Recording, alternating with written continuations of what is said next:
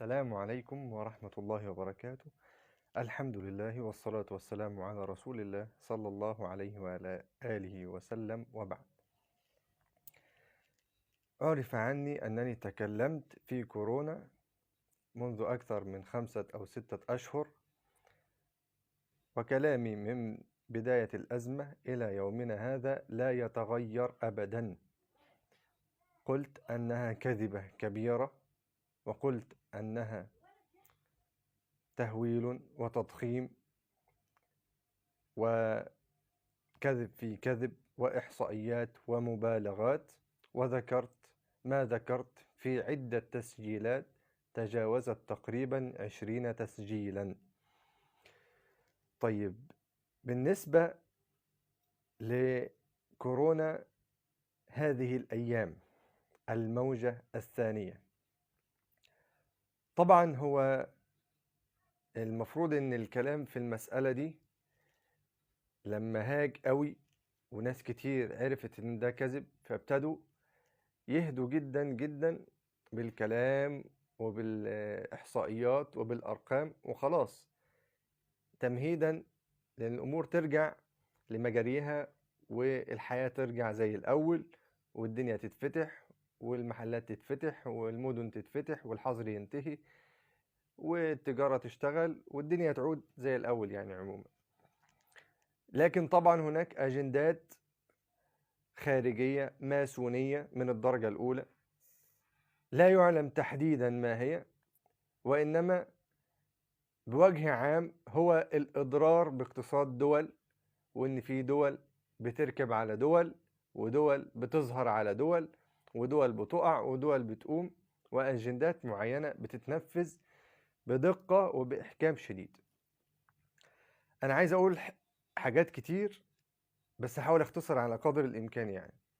أولا، منظمة الصحة العالمية بيرأسها واحد أثيوبي ماسوني مش دكتور.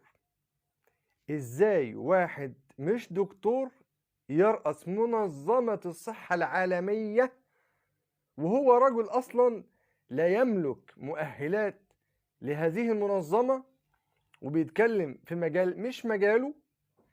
تاني حاجة أثيوبي ماسوني.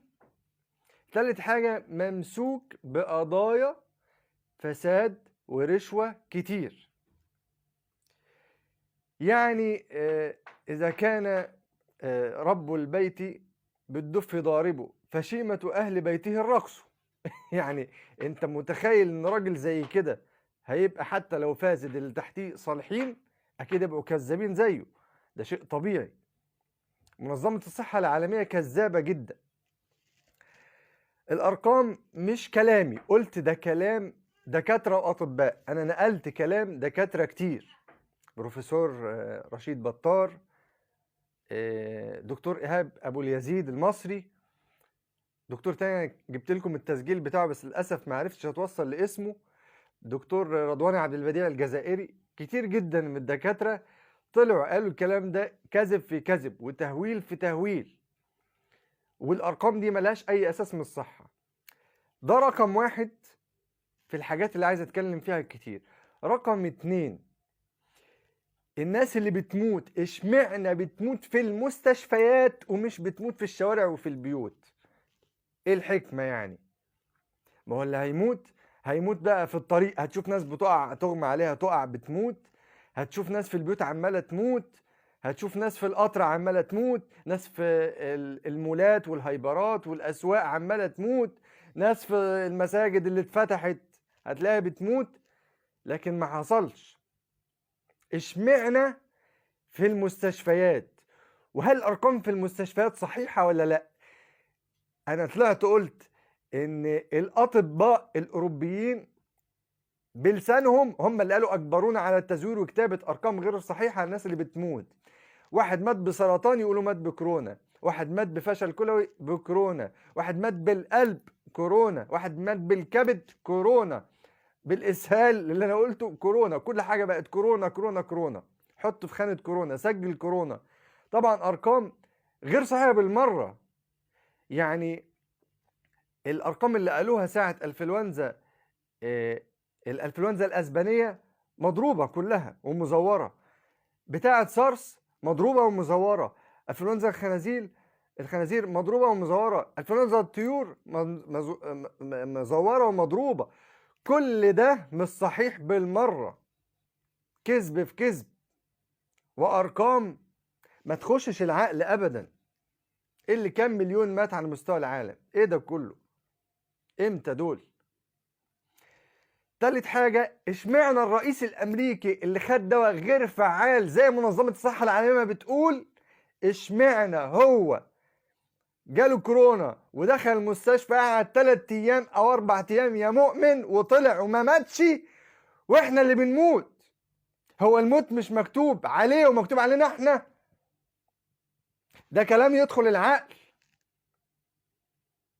مين اللي قال كده؟ الكلام ده انتوا بتجيبوه ازاي؟ انتوا خايفين من ايه اصلا؟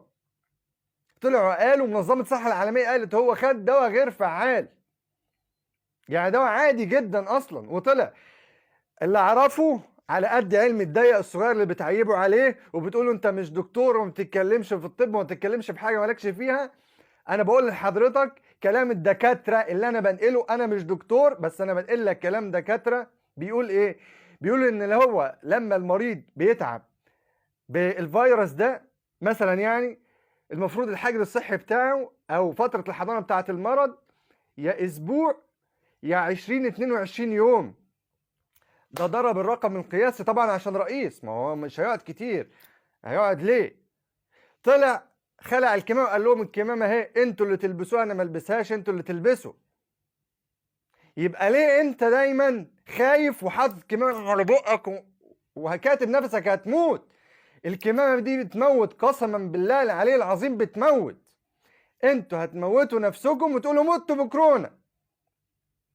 جبت لكم كلام الدكتور رشيد بطار، قلت لكم ان الكمامه دي انت بتكتم نفسك، انت بتشم ثاني اكسيد الكربون بتاعك بدل ما تشم اكسجين هوا ربنا اللي المناعه لازم تاخده، اللي لازم يدخل جسمك وينشط جسمك ويجري الدوره الدمويه في جسمك ويجدد الطاقه في جسمك.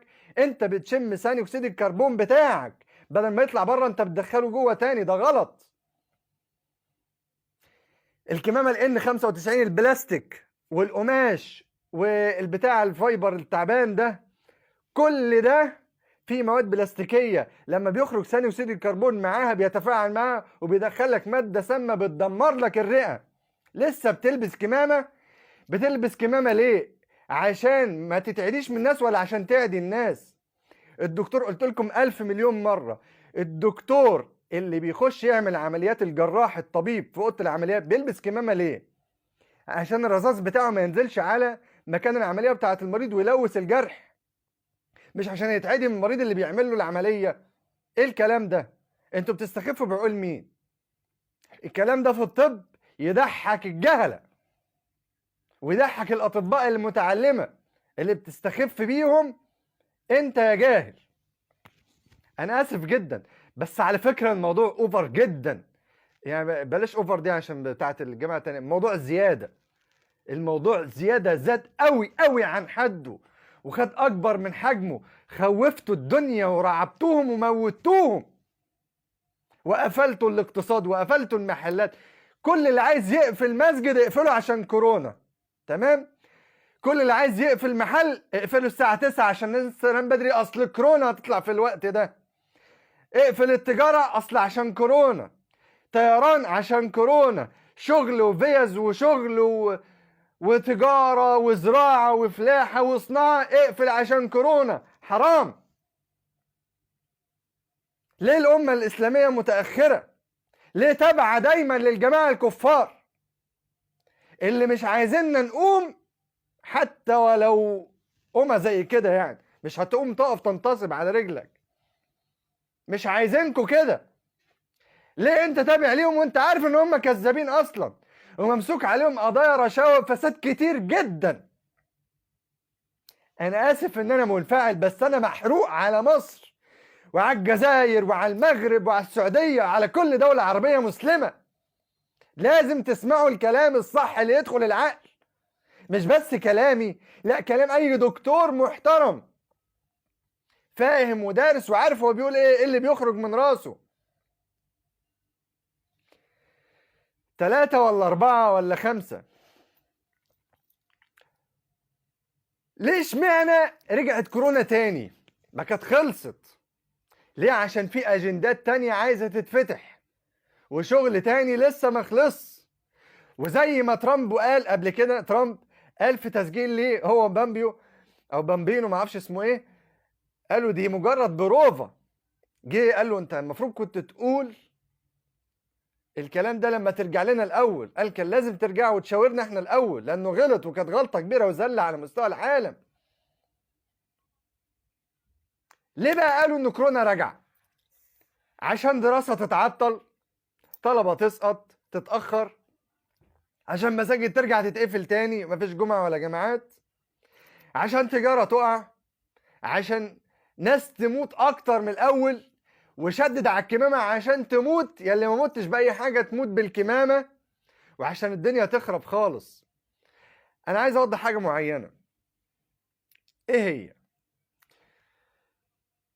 موضوع الطب ده يا جماعه موضوع كبير جدا. طبعا مش اي حد يتكلم فيه، اهل الاختصاص بس اللي يتكلموا. الموضوع ده ايه هو؟ اللي انا برضو بقول لكم انا بنقل عن كلام اطباء، انا مش دكتور بس انا بقول كلامهم. ايه الكلام ده؟ ايه وجه الاستفادة من ورا كورونا والبالونة اللي اتعملت دي؟ طبعا انا قلت ان في اهداف تانية انا ما اعرفهاش، لكن اللي انا متأكد منه جدا بحكم ان انا شغال في مجال الدواء، ان في مصلحة وسبوبة بتتعمل بمليارات المليارات، تريليونات الدولارات، تريليونات، وانا عارف الارقام اللي بقولها. من ورا ايه بقى؟ من ورا الكمامات، من ورا الكحول، من ورا الجوانتيات، من ورا الادويه بقى، بلاكونيل، على باور كولد اند فلو، على باور كابس، على دي اند نايت، على كومتريكس، على كونجستال، على مثلا نقول ايه بنادول باور كولد اند فلو.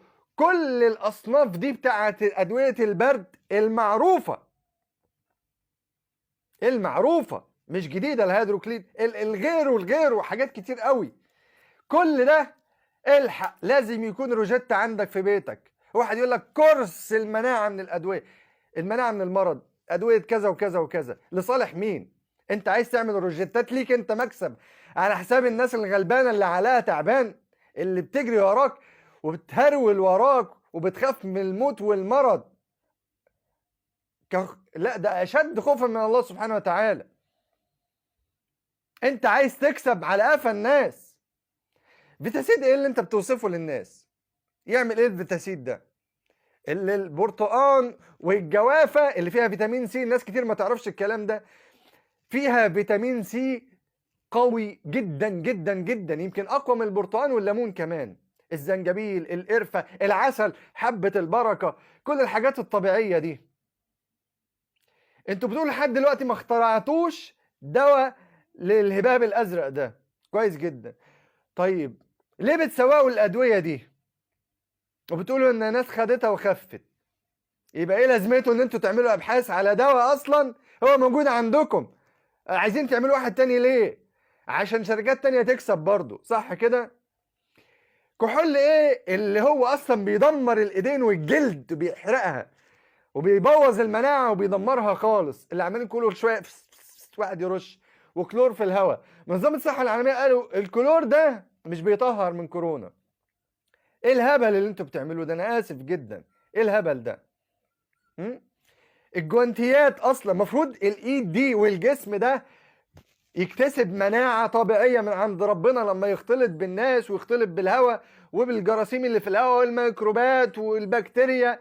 لازم الجسم يختلط بالهواء، ما يقعدش في البيت ويتكتم. الكلام ده غلط. قعدتك في البيت دي بتدمر مناعتك. لازم الجسم يتعرض للهواء ويتعرض لأشعة الشمس ويتعرض للبكتيريا والفيروسات تخش والمناعة تشتغل ودورة الحياة تمشي.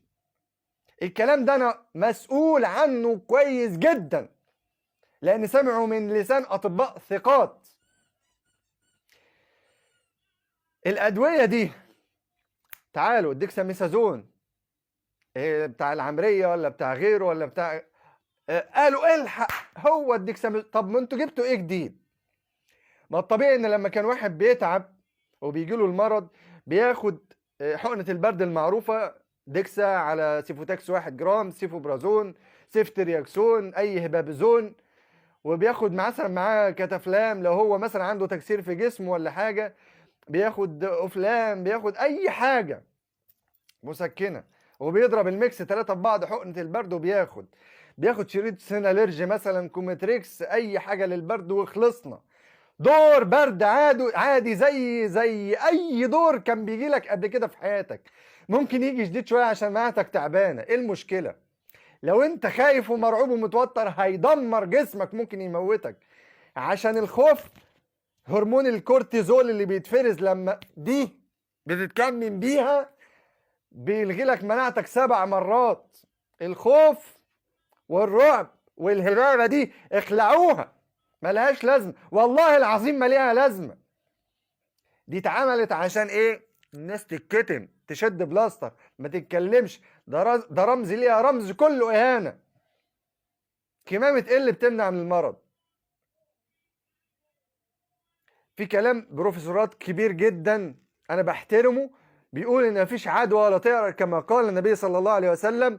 العدوى ما بتجيش من حد تاني، لا عدوى ولا طيرة، انما بتيجي احيانا من جوه الجسم، او ان الجسم بيتعرض لرطوبة شديدة وتيار هواء شديد بعد ما استحمى مثلا او خرج في جو برد ومخفف اللبس فبيعي عادي. بياخد ادوية طبيعية، بياخد يعني دواء طبيعي يعني زي القرفة، الجنزبيل، الليمون، البرتقال، غيره، او ادوية طبية. ده او ده ايه المشكلة؟ وبتخلص القصة.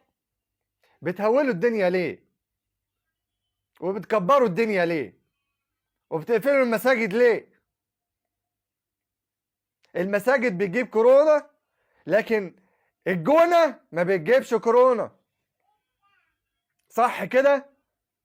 التلاصق اللي حصل في الجونة، في مؤتمر الجونة، المؤتمر الفني اللي ما اعرفش اسمه ايه، اللي الفنانين فيه جم قد كده وقعدوا جنب بعض، لكن تقف في المسجد بعيد بمتر ونص، ما تفتحش دورة المية عشان ما يجيلكش كورونا. ده كلام يجنن. من الاخر انا مش عايز اتكلم في الموضوع ده، قرفت منه، انا اسف جدا اني بتكلم باللهجة دي. انا ما بحبش اقول الكلام 30 مرة. لما اقول لكم حاجة تضركم انا مسؤول عنها قدام ربنا، لكن لما اقول لكم حاجة تنفعكم اكيد مسؤول عنها قدام ربنا، ومش هطلع اقولها لما كنت متأكد منها 1,000,000%، مش 100% بس، 1,000,000%.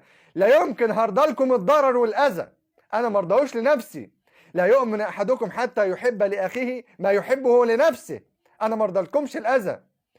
بقول لحضرتك ولحضرتك ولحضراتكم جميعا، اللي عايز ينزل بيته ينزل، اختلط بالناس زي ما انت عايز، ودي ابنك المدرسة، ودي بنتك المدرسة، ما تخافيش حتى لو جالهم دور البرد العادي، دور برد عادي اللي سموه كورونا، فزعة كورونا، ايه المشكلة؟ عادي، دور بياخد وقته وخلص، مفيش اي خوف، مفيش اي رعب. ما تقتلوش الناس بالخوف قبل ما تقتلوهم بالمرض. اتقوا ربنا في الطرح اللي انتوا بتطرحوه للناس، اتكلموا كلام علمي موثق، انشروا الكلام ده. الفيديوهات بتاعتي بتتحذف كلها عشان حقيقة، انما الكذب بيتروج له وبيتسقف له. لصالح مين؟ اشمعنى ترامب قلع الكمامة وقال مش هلبس كمامة راح رميها في الوش كده؟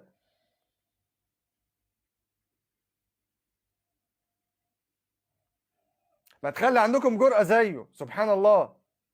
بلاش يا سيدي تبقى جريء زي انا، خليك جريء زي ترامب يا اخويا. هو اكيد عارف ان هي لو هتضره، يعني هم احرص الناس على حياة، يود احدهم لو يعمر 1000 سنة وما هو بمزحزحه من العذاب ان يعمر. مش ربنا عز وجل قال كده في سورة البقرة؟ لا يمكن كافر يبقى عارف ان هو هيموت ويسلم نفسه للموت. هيحارب من اجل الحياه. ولا تجدنهم احرص الناس على حياه، اي حياه، حتى لو مريض، حتى لو ذليل. تفتكر ان هو لو عارف انه هيموت كان خلع الكمامه؟ اشمعنى خرج من المستشفى بسرعه؟ مش عايز اعيد وازيد في الكلام كتير. انسوا الموضوع ده خالص، انسوه خالص، ده كذب، ده حوار فكسان خالص. ده بيعطل الحياة وبيدمر الدنيا، بيوقع الأمة الإسلامية العربية. عايزين نبقى أمة منتجة تشتغل 24 ساعة تشتغل. اللي عندهم محلات بيدفعوا ضرايب وبيدفعوا إيجارات وبيدفعوا تأمينات وبيدفعوا رواتب عمال وكهرباء ومية ونور وغيره وغيره. أنت بتدمرهم لما تقفل لهم محلاتهم بدري. ما أنتش عارف بمعاناتهم قد إيه. بيضطروا يرفعوا سعر الحاجة ويغلوها، وبتغلى على المواطن، والمواطن البسيط الغلبان هو اللي مطحون في الوسط. ايه ما يعني ألف ب، ألف ب إدارة، وألف ب إنتاج، وألف ب شغل وعمل. عايزين دايرة الشغل تشتغل. احنا بنحب الشغل، عايزين بلادنا تقوم. انا قلت كل حاجة، ويا رب تكون رسالتي وصلت. انشروا الكلام ده، مهم جدا. يا الرسالة دي توصل يا ما توصلش، انتوا اللي هتوصلوها. انا عن نفسي يعني لا انا نجم سينمائي ولا حد مشهور عشان اروح اودي فيديوهاتي دي مثلا على قنوات كبيرة وعلى مش عارف ايه. انا للاسف الشديد يا انتوا تنشروا الكلام ده وتوعوه بين الناس، يا اما الناس مش هتتوعى ولا اي حاجة. يعني انا بلغت رسالتي قدام ربنا، غير كده الله المستعان وعليه التكلان. السلام عليكم ورحمة الله وبركاته.